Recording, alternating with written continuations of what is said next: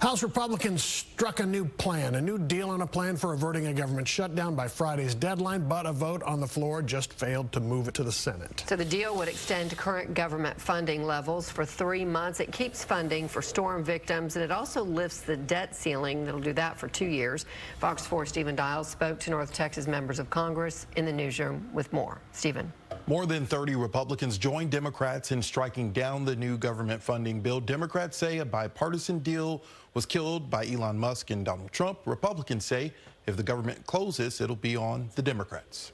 The holidays are about people coming together. Days before Christmas, that coming together appeared to stop at the steps of the Capitol when a bipartisan spending bill was not put up for a vote. I think we're going to be here. I don't think that we're leaving. I will stay to get the job done. So we don't want to see a government shutdown. Nobody wants to see that. Republican Speaker Mike Johnson didn't put a bipartisan spending bill up for a vote after criticism from Elon Musk and President-elect Donald Trump.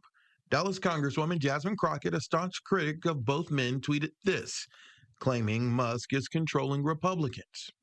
The fact is, we elect our leaders, and right now you have someone who is the richest person in the world that is literally telling other folk, regular everyday working folk, or those people that are relying on the resources that the federal government provides, says, well, y'all can just wait 33 days. It's okay if you don't get checks over Christmas. Do you think your party is being influenced by Elon Musk? Do I think he's more influential than he has been in the past? Yes, he's very vocal. He's very successful. Do I think he's the reason why the bill yesterday died? No, I don't. I think literally people were expecting a completely separate bill. And when they found out the length and all of the pork spending that was in it, I literally think that was dead on arrival. Irving Congresswoman Beth Van Duyne told me the CR was not a good deal. The government shuts down at midnight Friday. It's unlikely a deal will be reached by then. A shutdown would put many federal workers on furlough. It would also impact things like infrastructure projects. I asked Van Duyne and Crockett, what would it take to cut through the partisanship? There's a reason why President Trump and members in the House and in the Senate were reelected. They're looking at the economy. They're looking at our borders.